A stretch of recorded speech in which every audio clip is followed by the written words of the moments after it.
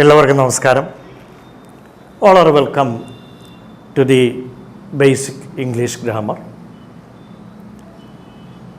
കഴിഞ്ഞ എപ്പിസോഡിൽ കോൺകോഡ് എന്ന ടോപ്പിക്കാണ് നമ്മളിവിടെ ഡിസ്കസ് ചെയ്തത്. അതിൽ ഒരു 5 സെൻറ്റൻസുകൾ ടിപ്പിക്കലായിട്ട് നമ്മൾ നോക്കി. അതിൻ്റെ ബാക്കിയുള്ള ഒരു 5 സെൻറ്റൻസുകൾ കൂടി നമ്മളിന്ന് ഡിസ്കസ് ചെയ്യുമ്പോൾ ഏറെക്കുറെ ആ ടോപ്പിക്ക് അവസാനിച്ചു എന്ന് പറയാൻ പറ്റില്ലെങ്കിലും തൽക്കാലം അതിൻ്റെ ആവശ്യമേ ഉള്ളൂ. പിന്നീട് ഫർദർ ഡൗട്ട്സ് പിന്നീട് നമുക്ക് ക്ലിയർ ചെയ്യാം. അതായത് എഗ്രിമെൻ്റ് ബിറ്റ്വീൻ സബ്ജക്റ്റ് ആൻഡ് വെർബാണ് നമ്മൾ പറഞ്ഞുകൊണ്ടിരിക്കുന്നത്. ഞാൻ ഒരു സെൻറ്റൻസ് കൂടി പറയുകയാണ്. ഓപ്ഷൻ ബ്രാക്കറ്റിൽ കഴിഞ്ഞ ദിവസം പറഞ്ഞതുപോലെ എ സ്പേസ് ഷിപ്പ് മലയാളത്തിൽ എല്ലാവർക്കും അറിയാവുന്നതാണ്. ബഹിരാകാശ പേടകം എന്ന് മലയാളത്തിൽ പറയും. A spaceship containing 2 dogs, D-O-G-S, dogs. A spaceship containing 2 dogs was where ഇവ ബ്രാക്കറ്റിനകത്ത് കിട്ടും. Sent up, SENT, sent up. ഈ സെൻറ്റൻസ് പഴയ ഒരു എസ്സേയിൽ നിന്ന് ഒരു ചാപ്റ്റർ യൂറി ഗഗാറിൻ്റെ സ്പേസ് ജേണിയെക്കുറിച്ചുള്ള ഒരു ചാപ്റ്റർ എവിടെയോ പഠിപ്പിക്കുകയുണ്ടായ അതിൽ നിന്ന് എടുത്ത ഒരു സെൻറ്റൻസാണ്. അപ്പോൾ ഒരു കുട്ടിക്ക് അതിനകത്ത് സംശയം വന്നു, ഇത് വാസ എന്താ ചേർത്തത് എന്ന്. കാരണം അവിടെ ഞാൻ അപ്പോൾ പറഞ്ഞു കൊടുത്തതാണ്, സ്പേസ് ഷിപ്പ് മാത്രമാണ്, 2 dogs അല്ല സബ്ജക്റ്റ്. 2 dogs സബ്ജക്റ്റ് ആയിരുന്നു എങ്കിൽ അവിടെ വേറെ ഉപയോഗിക്കണം, WERE. പക്ഷേ ക്രോസ് എക്സാം ചെയ്യുമ്പോൾ നമുക്ക് മനസ്സിലാവും 2 പട്ടികളടങ്ങുന്ന ഒരു space ship. Space ship containing 2 dogs, 3 dogs, no dogs or thousands of dogs. It doesn't matter. നമുക്ക് കാര്യമാകുന്നത് എൻ്റെ ഉള്ളൂ, ഒരു സ്പേസ് ഷിപ്പാണ്. എല്ലാവർക്കും മനസ്സിലായോ? Next example. Get the sentence. A professor with a few students. A professor with a few students. Bracket is are close it up. Waiting for the new principal. Once again, a professor with a few students. Are is അല്ലെങ്കിൽ is are 2 ഓപ്ഷനാണ്. Bracket close ചെയ്തിട്ട് waiting for the new principal എന്നാണ് പറഞ്ഞത്. ഇപ്പോൾ ഓപ്ഷൻ അറിയാമല്ലോ, with a few students or without students. The professor alone is waiting. So professor മാത്രമാണ് ഇവിടെ subject. A professor with or without. അപ്പോൾ a professor with a few students കണ്ടിട്ട് നമുക്ക് ആറ് യൂസ് ചെയ്യാൻ തോന്നും, പാടില്ല. Is waiting for the new principal എന്നാണ്. നേരെ മറിച്ച് a professor and a few students എന്നായിരുന്നു സെൻറ്റൻസിൻ്റെ തുടക്കമെങ്കിൽ അവിടെ എല്ലാവരും കൂടെ സബ്ജക്റ്റായി. A professor and a few students equal importance ആണ് പ്രൊഫസറിനും ഫ്യൂ സ്റ്റുഡൻസിനും. അവരെല്ലാവരും കൂടെ വെയിറ്റ് ചെയ്യുകയാണ്. അവിടെ നമുക്ക് ഓപ്ഷന് ആർ എടുക്കാൻ പറ്റും. അടുത്തത് നമ്മൾ പറയുന്നത് കളക്റ്റീവ് നൗണുകൾ എന്നുള്ളതിനെ സംബന്ധിച്ചാണ്. അതായത് collective nouns always take singular verb എന്ന് ഓർത്തിരിക്കുക. അതൊരു എസ്റ്റാബ്ലിഷ്ഡ് റൂളാണ് ഗ്രാമറിൽ. ഒരുപാട് പേരുണ്ട്, പക്ഷെ അത് കളക്റ്റീവ് ഒന്നോ അതിലേക്കോ വരും. A group of students is ready to perform a short drama എന്ന് പറയും. എ ഗ്രൂപ്പ് ഓഫ് സ്റ്റുഡൻസ്, ഒരുപാട് സ്റ്റുഡൻസ് ഉണ്ട്, പക്ഷേ എ ഗ്രൂപ്പ് ഓഫ് എന്ന് പറയുമ്പോൾ അതൊരു കളക്റ്റീവ് നൗൺ ആയിട്ട് വരുന്നത് കൊണ്ട് നമുക്ക് ഈസ് എന്ന് ഉപയോഗിച്ചാൽ മതി. ഇനി ഞാൻ ബ്രാക്കറ്റ് ഇടാതെ തന്നെ ഫാക്റ്റ് പറഞ്ഞു പോകാം. അപ്പോൾ a group of, a herd of cattle are grazing അല്ല, എ ഹേർഡ് എന്ന് വെച്ചാൽ ഗ്രൂപ്പ് എന്ന മീനിങ്ങാണ്. അപ്പോൾ എ ഹേർഡ് ഓഫ് കാറ്റിൽ, കന്നാലികളുടെ കൂട്ടം, is grazing on the mountain side, കുന്നിൻചെരുവിൽ മേഞ്ഞ് നടക്കുകയാണ്. അവിടെ a herd of, a group of, a company of, a gang of, ഇത്തരം പ്രയോഗങ്ങൾക്ക് നമ്മൾ വെർബ് സിംഗുലറാണ് ഉപയോഗിക്കേണ്ടത്. മീനിങ്ങിൽ ആളുകൾ കൂടുതലുണ്ട്, പക്ഷേ അതിനെ സിംഗുലറായിട്ട് നമ്മൾ പരിഗണിക്കുന്നു. അതുപോലെ നമ്മൾ ഒരുമിച്ച് ഉപയോഗിക്കുന്ന ചില വസ്തുക്കളോ പദാർത്ഥങ്ങളോ, ബോ ആൻഡ് ആരോ, അമ്പും വില്ലും, അമ്പ് മാത്രമായിട്ട് ഉപയോഗിക്കത്തില്ല, വില്ലും കൂടെ ഉപയോഗിക്കുള്ളൂ. അപ്പോൾ bow and arrow was an ancient weapon, not where, where അല്ല. അവിടെ നമ്മൾ വാസ് ആണ് ഉപയോഗിക്കുന്നത്, അതും കളക്റ്റീവ് നൗൺസിൽ വരുന്നതാണ്. അപ്പോൾ ബോ ആൻഡ് ആരോ എന്ന് പറയുന്നത് ബോ ആൻഡ് ആരോ, ബോവും ആരോയും used together. Bread and butter is a good breakfast എന്ന് പറഞ്ഞാൽ മതി. ബ്രെഡും ബട്ടറും ഉണ്ടല്ലോ, അത് രണ്ടായിട്ടല്ല ഉപയോഗിക്കുന്നു. അതുകൊണ്ട് നമുക്കതിനെ സിംഗുലർ വെർബ് കൊടുത്താണ് ഉപയോഗിക്കേണ്ടത്, അതും കളക്റ്റീവ് നൗണിൻ്റെ കാറ്റഗറിയിൽ വരും. അപ്പോൾ bread and butter is a good breakfast. നമുക്ക് വേണമെങ്കിൽ idli and sambar is a good breakfast, അങ്ങനെ നമുക്ക് പറയാൻ പറ്റും. ഇനി അടുത്തത്, ഈ 3 മീറ്റർ മതി ഒരു ഷർട്ടിന്. അപ്പോൾ 3 മീറ്റർ എന്ന് പറയുമ്പോൾ 3 അല്ലേ, പക്ഷെ നമ്മൾ സിംഗുലറായിട്ട് ഉപയോഗിക്കുന്നത്. 3 meters is good, is enough for, 3 meters is enough for A shirt. In nowadays, at present, we have fast moving vehicles. So 20 kilometers is not a big distance today. Maybe in old times it was a big distance. So 20 kilometers not are, is ആണ് ഉപയോഗിക്കണം. 20 kilometers is not a big distance today. Next item, a pair of, ഒരുമിച്ച് ഉപയോഗിക്കുന്നതാണ്. A pair of scissors, കത്രിക. A pair of scissors, not where. A pair of always take a singular verb. A pair of scissors, not sisters, sorry. A pair of scissors was purchased yesterday.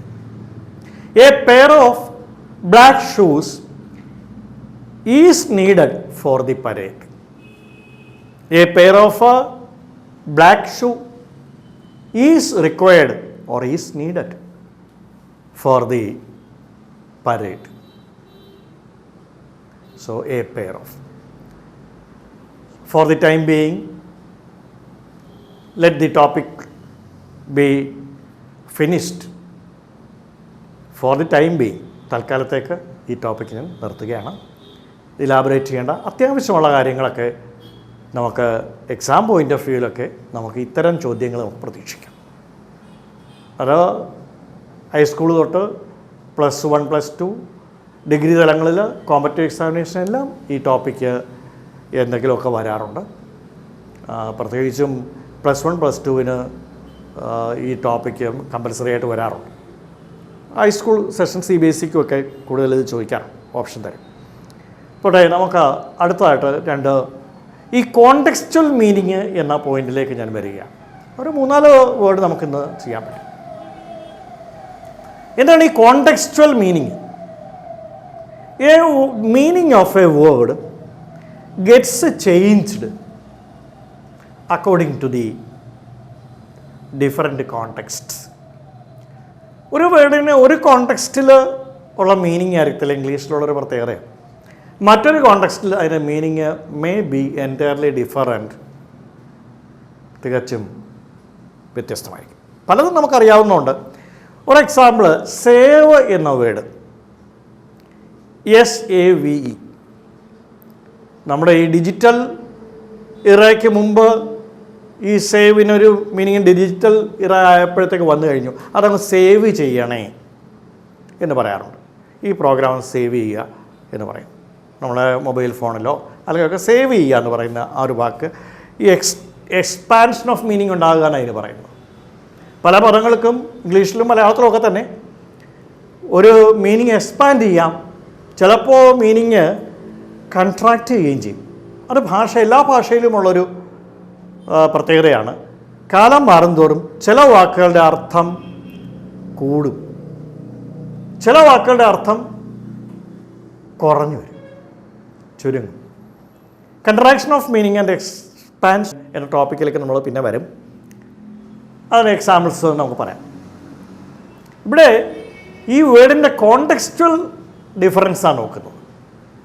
ഞാൻ പറഞ്ഞ save ഒരു meaning ഇപ്പോൾ നമ്മൾ കണ്ടു, അതൊന്ന് save ചെയ്തേക്കുക. A Brave young man saved the drowning child എന്ന് പറയുമ്പോൾ മുങ്ങി മരിക്കുന്ന ഒരു കുഞ്ഞിനെ ഒരു ധീരനായ ചെറുപ്പക്കാരൻ രക്ഷിച്ചു എന്നാണ്. അവിടെ സേവിൻ്റെ മീനിങ് രക്ഷിക്കുക എന്നല്ലേ, അത് ഈ സേവ് ചെയ്യുന്നതല്ലല്ലോ. അപ്പോൾ A Brave young man saved, ആ കോണ്ടെക്സ്റ്റിൽ നമ്മൾ ആ മീനിങ് കൊടുക്കുക. അതിനൊരു സ്റ്റീരിയോ ടൈപ്ഡ് ഫിക്സ്ഡ് മീനിങ് അല്ല, ക്യൂരിയസ് ആയിട്ടുള്ള കാര്യം വരാൻ പോവുകയാണ്. എല്ലാവർക്കും അറിയാവുന്ന ഈ സേവ്ഡ്. അപ്പോൾ കമ്പ്യൂട്ടറിൽ സേവ് ചെയ്യുന്നതെന്ന് കുഞ്ഞിനെ വെള്ളത്തിൽ രക്ഷിക്കുന്ന സേവ് സെയിം സ്പെല്ലിങ്ങാണ്. ഇനി അടുത്ത സേവ് എന്ന് പറയുന്നത് you have a grown up daughter, try to save something എന്ന് ചില ആൾക്കാർ ഉപദേശിക്കാറുണ്ട്. പൊതുവെ സേവ് ചെയ്യണം കുറേയൊക്കെ, ഡോണ്ട് സ്പെൻഡ് ടു മച്ച്. അപ്പോൾ സേവ് അവിടെ ഏൺ ചെയ്യുക, സമ്പാദിക്കുക, ബാങ്കിൽ കൊണ്ട് ഡെപ്പോസിറ്റ് ചെയ്യുക എന്നൊക്കെയുള്ള അർത്ഥത്തിൽ സേവ് ചെയ്യുക എന്നുള്ള അർത്ഥമായി. വെറും സിമ്പിളാണ്. ഇത്രയും മിക്കവാറും എല്ലാവർക്കും അറിയാം. പക്ഷേ വേറെ ഒരു സേവ് ഉണ്ട്, അത് റെയറായിട്ട് നമുക്ക് കണ്ടുമുട്ടാക്കുന്നതാണ്. ഈ കോമ്പറ്റേറ്റീവ് എക്സാമിനേഷൻസിൽ ഈ മീനിങ്ങിലൊരു സേവ് കൊടുത്തു കഴിഞ്ഞാൽ, കാരണം ടഫാക്കാനായി ഒരു കോമ്പറ്റീഷൻ എന്ന് പറയുമ്പോഴേ ടഫാവണമല്ലോ, ഈസിയായിട്ട് ആൻസർ ചെയ്യാൻ പറ്റത്തില്ല. ഈ സേവിന് അങ്ങനെ ഒരു മീനിങ് ഉണ്ടോ എന്ന് പലർക്കും തോന്നാറുണ്ട്. സേവിൻ്റെ അവിടുത്തെ മീനിങ് എക്സെപ്റ്റ് എന്നാണ്. EXCEPT, നമ്മൾ ഒഴികെ എന്ന് പറയും. അപ്പോൾ അശ്വിൻ ഒഴികെ എല്ലാ കുട്ടികളും ടെസ്റ്റ് പേപ്പർ എഴുതി എന്നാണ് പറയാൻ. അപ്പോൾ അത് രണ്ട് രീതിയിൽ ഞാൻ പറയാൻ പോവുകയാണ്. എക്സെപ്റ്റിൻ്റെ സ്ഥാനത്ത് ഞാൻ റീപ്ലേസ് ചെയ്യും, എക്സെപ്റ്റിനെ റീപ്ലേസ് ചെയ്ത് സേവ് ആക്കും, സെയിം മീനിങ് നമുക്ക് കിട്ടും.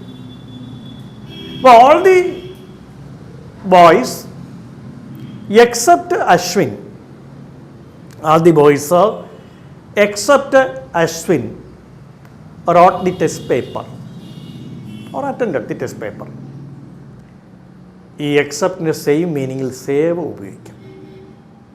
അത് all the boys save Ashwin wrote the test paper or attended the test paper. Clear? അപ്പോൾ നമ്മൾ ആ ഒരു വേർഡ് ഒരു 4 കോണ്ടെക്സ്റ്റിലെ മീനിങ് നമ്മൾ ആ ഒരു വേർഡിന് ഇപ്പോൾ കൊടുത്തു. അത് സേവ് ചെയ്യുക, പ്രിസർവ് ചെയ്ത് വെക്കുക, കീപ്പ് ചെയ്ത് വെക്കുക കമ്പ്യൂട്ടറിൽ. 2 രക്ഷിക്കുക, 3 സമ്പാദിക്കുക, 4 ഒഴിയുക. ഇത്രയും മീനിങ്.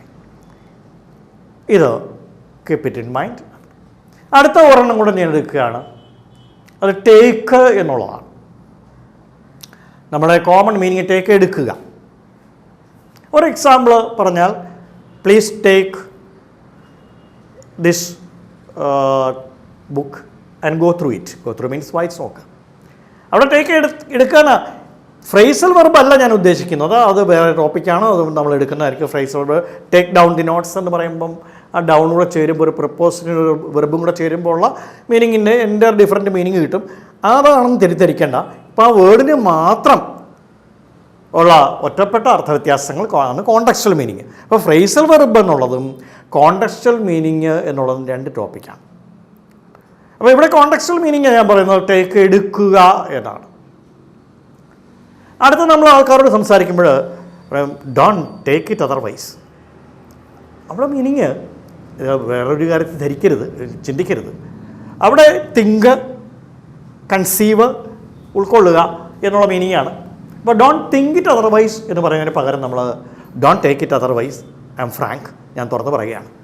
ഇങ്ങനെ പറയുമ്പോൾ അവിടെ ഡോണ്ട് ടേക്ക് ഇറ്റ് അതർവൈസ്, ആ ടേക്കിനെ എടുക്കുക എന്നുള്ള അർത്ഥം. ഒരു പക്ഷേ മറ്റൊരു രീതിയിൽ മീനിങ് എടുക്കരുത് എന്ന്, ആ മീനിങ് എടുക്കുക, അല്ല ഒരു മെറ്റീരിയൽ എടുക്കുന്നതല്ല. ടേക്ക് ദി ബുക്ക് എന്ന് പറയുമ്പോൾ ഒരു മെറ്റീരിയൽ നമ്മൾ എടുക്കുകയാണ്. അവിടെ we are not carrying anything, we are conceiving something. So don't take it otherwise എന്ന് പറയാം. ഡോണ്ട് തിങ്ക് ഇറ്റ് എന്നർത്ഥം. ചിലത് ടേക്ക് ഇറ്റ് ഈസി എന്ന് പറയുന്ന ആ കോണ്ടെക്സ്റ്റ്. അവിടെ we are not carrying anything, നമ്മളൊന്നും കൈകൊണ്ട് എടുക്കുന്നില്ല. അത് കാര്യമായിട്ട് എടുക്കണ്ട. Don't take it otherwise, don't take it seriously. ഇങ്ങനെയുള്ള ടേക്ക് അതൊരു തരം ആബ്സ്ട്രാക്റ്റ് മീനിങ് ആണ്. അതിന് ആബ്സ്ട്രാക്റ്റ് മീനിങ് എന്നുള്ളത് അതും നമുക്ക് പിന്നീട് എക്സ്പ്ലെയിൻ ചെയ്യേണ്ടതാണ്. ആബ്സ്ട്രാക്റ്റ് മീനിങ്ങും കോൺക്രീറ്റ് മീനിങ്ങും തമ്മിൽ വേർഡ്സിൻ്റെ മീനിങ് വ്യത്യാസമുണ്ട്. അത് കാറ്റഗറൈസ് ചെയ്യാൻ പിന്നീടാണ്. ഇപ്പം ഞാൻ 2 വാക്കുകൾ പറഞ്ഞുകൊണ്ടിരിക്കുക. ഒരെണ്ണം സേവിൻ്റെ പറഞ്ഞു, ടേക്കിൻ്റെ എല്ലാം ആയില്ല. എടുക്കുക, അങ്ങനെ വിചാരിക്കുക, ധരിക്കുക, നമ്മൾ എടുക്കുക, ഇത്രയും. ടേക്ക് ദിസ് അപ്വേർഡ്, ഇത് മുകളിലോട്ട് കൊണ്ടുപോകും എന്ന് പറയുമ്പോൾ കൊണ്ടുപോവുകയാണ് നമ്മൾ. അവിടെ ഒരു ഫിസിക്കൽ ആക്ടിവിറ്റി വരുന്നുണ്ട്. കോൺക്രീറ്റ് മീനിങ് എന്ന് പറയുന്നത്. മറ്റേ ഫിസിക്കൽ ആക്ടിവിറ്റി ഇല്ല അവിടെ. അതിന് മീനിങ് നമ്മൾ പറഞ്ഞു. അങ്ങനെ എടുക്കരുത്, അങ്ങനെ ധരിക്കരുത്, അങ്ങനെ ഉൾക്കൊള്ളരുത് എന്നർത്ഥം. അടുത്ത ഒരു ടേക്കുണ്ട്. ബ്രിങ്ങിൻ്റെ ഓപ്പോസിറ്റായിട്ട് വരും. ബ്രിങ്ങി കൊണ്ടുവരിക എന്നല്ലേ, ടേക്ക് കൊണ്ടുപോവുക. So he is serious, please take him to hospital. Please take him to hospital, കൊണ്ടുപോകൂ എന്നാണ്. Take him to hospital right now, take him to hospital at present or soon, very soon. അവിടെ take him to, കൊണ്ടുപോവുക എന്ന meaning. അപ്പോൾ നമ്മൾ 2 words contextual മീനിങ്ങിൽ പറഞ്ഞു. ഇനി മൂന്നാമത്തത് സിൻസ് എന്നുള്ളൊരു വാർഡ്. ഒരു കണക്റ്റീവാണ്, കൺജങ്ഷൻ ആണ് സിൻസ്. ബിക്കോസ് എന്നൊക്കെ പറയുന്ന പോലെ സിൻസ്. അപ്പോൾ ഈ സിൻസ് എന്ന വാക്കിൻ്റെ മീനിങ് നമ്മൾ അടുത്തതായിട്ട് സിൻസും ഫോറും തമ്മിൽ വ്യത്യാസം പറയുന്നുണ്ട്. അതല്ല ഇവിടുത്തെ, അത് കൺജങ്ഷനിലുള്ള വ്യത്യാസമായിട്ട് നമുക്ക് പറയുന്നുണ്ട്, ഉടനെ തന്നെ പറയുന്നുണ്ട്. ഇവിടെ സിൻസിൻ്റെ 3 മീനിങ്ങാണ് ഞാൻ പറയുന്നത്. It has been raining since early in the morning എന്ന് പറഞ്ഞപ്പോൾ മലയാളത്തിൽ അതിൻ്റെ മീനിങ് ആ ഒരു പോയിൻ്റ് ഓഫ് ടൈമാണ്. വെളുപ്പാങ്കാലം മുതൽ, മലയാളത്തിലെ മുതൽ, വെളുപ്പാങ്കാലം തൊട്ട് എന്ന് പറയുന്ന മലയാളത്തിൽ ചിലയിടത്ത് അങ്ങനെ പറയാറുണ്ട്. മുതൽ എന്നും പറയും, തൊട്ട് എന്ന് പറയും. ആ സിൻസാണ് ഞാൻ ഈ പറഞ്ഞ സെൻറ്റൻസ്. അതായത് It has been raining since yesterday evening. Or it has been raining since early in the morning today. അവിടെ സിൻസിൻ്റെ meaning is clear to everybody. ക്ലിയറായി തൊട്ടേ മുതൽ. I have been learning classical music since 2015. അന്ന് തൊട്ടാണ്, ഒരു point of ടൈമാണ്. അന്ന് മുതലേ ഞാൻ 2015 മുതൽ തൊട്ട് സംഗീതം, ശാസ്ത്രീയ സംഗീതം ഞാൻ പഠിച്ചു വരികയാണ്. എൻ്റെ അർത്ഥമായി. അപ്പോൾ സിൻസിൻ്റെ ഒരു മീനിങ് ഇതാണ് എന്ന് ക്ലിയറായി. അടുത്ത സിൻസ് അതുകൊണ്ട് എന്ന മീനിങ്ങിൽ സിൻസ് ഉപയോഗിക്കും. Since I am a teacher I cannot support this is injustice എന്നൊക്കെ പറയുന്നു. ഇത് അനീതിയാണ്. ഞാനൊരു അധ്യാപകനായതുകൊണ്ട് ഇത് എനിക്ക് സപ്പോർട്ട് ചെയ്യാൻ പറ്റില്ല എന്ന് പറയുമ്പോൾ അതുകൊണ്ട് എന്ന്. അപ്പോൾ since I am a teacher I cannot support this. Since he is ill he cannot attend the meeting. അതുകൊണ്ടാണ്. സിൻസ് ഹീ ഈസ് ഇൽ, അവന് അസുഖമായതുകൊണ്ട് ഹി കനോട്ട്, അതുകൊണ്ട് since he cannot attend the meeting. അവന് മീറ്റിംഗ് അറ്റൻഡ് ചെയ്യാൻ പറ്റുന്നില്ല. രണ്ട് meaning ആയി. ഇനി ഒരു സിൻസ് ഉണ്ട്. ആ സിൻസിൻ്റെ മീനിങ് ആഫ്റ്റർ എന്നർത്ഥമാണ്. ഒന്നാമത്തതിൻ്റെ മീനിങ് നമുക്കറിയാം, തൊട്ട് മുതൽ പോയിൻ്റ് ഓഫ് ടൈമിനെ ഇൻഡിക്കേറ്റ് ചെയ്യുകയാണ്. രണ്ടാമത്തത് നമ്മളിപ്പോൾ പറഞ്ഞു, അതുകൊണ്ട്, കാരണത്താൽ, ബിക്കോസ്, കാരണത്താൽ. ഇനി മൂന്നാമത്തെ സിൻസ് പലർക്കും കൺഫ്യൂഷൻ ഉണ്ടാകുന്നത്, അത് ഒരു എക്സാമ്പിൾ ഞാൻ പറയാം. പിന്നെ ഇപ്പോൾ ആ സിൻസിന് ആഫ്റ്റർ എന്നർത്ഥമാണ്. He has not come to my house since the death of his father. Since means after. അവൻ്റെ അച്ഛൻ്റെ മരണശേഷം അവൻ എൻ്റെ വീട്ടിൽ അല്ലെങ്കിൽ ഇവിടെ വന്നിട്ടില്ല. ശേഷം, അതാണ്. The professor has not rung up to me since his departure to abroad. വിദേശത്ത് പോയതിന് ശേഷം സാർ എന്നെ വിളിച്ചിട്ടില്ല. റിങ് അപ്പ് ചെയ്യുക, ഫോൺ ചെയ്യുകയാണ്. He has not rung up to me. പിന്നെ സാറ് റിങ് ചെയ്തിട്ടില്ലെന്ന് വെച്ചാൽ വിളിച്ചിട്ടില്ല. അവിടെ സിൻസ് ആഫ്റ്റർ എന്ന പ്രയോഗത്തിലും ഉപയോഗിച്ചു. അപ്പോൾ ഇവിടെ നമുക്ക് ആദ്യം സേവിൻ്റെ മീനിങ് പറഞ്ഞു, ടേക്ക് പറഞ്ഞു, സിൻസ് പറഞ്ഞു. ഇനി ഒരെണ്ണമുള്ളത് ഫോർ എന്ന പദമാണ്. ഫോർ എന്ന വാക്കിന് മൂന്ന് മീനിങ് ഉണ്ട്. ഒന്ന് സിൻസിൻ്റെ ഒരു ബ്രദറായിട്ട് നമുക്ക് പറയാം. നമ്മൾ ഈ continuous activity, present continuous especially പറയുമ്പോൾ പോയിൻ്റ് ഓഫ് ടൈമാണ് ഇൻഡിക്കേറ്റ് ചെയ്യുന്നതെങ്കിൽ സിൻസ് ആണല്ലോ ഉപയോഗിക്കുന്നത്. Since yesterday, since early morning. അതിനെ പീരീഡ് ഇൻഡിക്കേറ്റ് ചെയ്യുമ്പോൾ ഫോർ ഉപയോഗിക്കുന്നു. നമുക്ക് മലയാളത്തിൽ അതിന് പറയാനൊരു പ്രത്യേക ഇതില്ല, എക്സാമ്പിളോട് കൂടിയേ പറയാൻ പറ്റുള്ളൂ. ഒരു 3 മണിക്കൂറായിട്ട്, കണ്ടോ, ആയിട്ട് എന്ന് വെച്ചാൽ അങ്ങനെ ഒരു മീനിങ് എഴുതി വെക്കാക്കത്തില്ല, അത് ഉൾക്കൊള്ളുക. ഒരു 3 മണിക്കൂറായിട്ട് മഴ പെയ്തുകൊണ്ടിരിക്കുകയാണ്. അപ്പോൾ it has been raining since അല്ല, അവിടെ പീരീഡാണ്. സിൻസ് ആണെങ്കിൽ പോയിൻ്റ് ഓഫ് ടൈമാണ്. Since early in the morning എന്ന് പറയും. ഇവിടെ it has been raining for 3 hours. We have been studying in this college for the last 3 years. കഴിഞ്ഞൊരു 3 കൊല്ലമായിട്ട്, ആയിട്ട് എന്ന് പറയുന്നത് അവിടെ ഫോറിൻ്റെ ഒന്നാം മീനിങ്ങാണ് ഞാൻ പറഞ്ഞത്. ഇതെപ്പോഴും നമ്മൾ ഉപയോഗിക്കുന്നത്. I will be there for a few more days. I will be there for a few more days. അപ്പോൾ അവിടെ കുറച്ച് നേരമായിട്ടല്ല, കുറേ ദിവസത്തേക്ക്.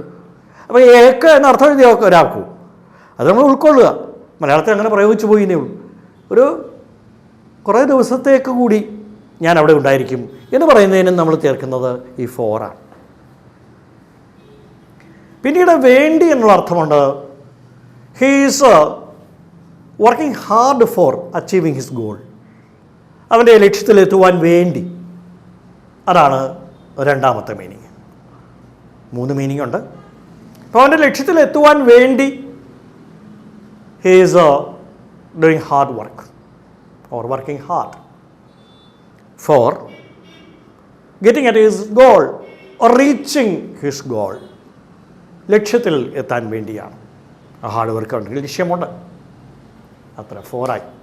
വേണ്ടി എന്നുള്ള ഫോർ അത് നമുക്ക് മലയാളത്തിൽ എഴുതാം. വേണ്ടി എന്നർത്ഥത്തിൽ ഫോറ് നമുക്ക് ഉപയോഗിക്കാം. ഓൺ ബിഹാഫ് ഓഫ് എന്ന് പറയുന്നതിന് ഫോർ ഉപയോഗിക്കാറുണ്ട്. അല്ലാതെ വേണ്ടി ഫോർ ദി സേക്ക് ഓഫ് എന്നർത്ഥമാണ്. അതിൻ്റെ ചുരുക്കമാണ് ഫോർ. അടുത്തത് ഒരു ഫോറാണുള്ളത്. റെയർ യൂസ് ആണെന്ന് തോന്നുന്നെങ്കിൽ ഇപ്പോൾ കോമൺ ആയിട്ട് ഉപയോഗിച്ച് നമ്മൾ കാണാറുണ്ട്. ബിക്കോസ് എന്ന മീനിങ്ങിൽ ഫോർ ഉപയോഗിക്കും. ബിക്കോസ് എന്ന മീനിങ് ആണ് അവിടെ for. I cannot come today for I am ill. Because എന്ന meaning correct. They cannot start the programme for they have another assignment. For means because. The teacher cannot come today for he is ill. കാരണം because എന്ന അർത്ഥത്തിൽ four നമ്മൾ ഉപയോഗിച്ചു. പിന്നെ നമ്മൾ contextual മീനിങ്ങിൽ ഒരു 4 വേർഡ്സാണ് നമ്മൾ പഠിച്ചിരിക്കുന്നു. കോണ്ടെക്സ്റ്റ് എന്താണ്? അടുത്ത ഒരു ടോപ്പിക്ക് എന്ന് പറയുന്നത് ഒരു പ്രിഫേസ് എന്ന് പറയാം.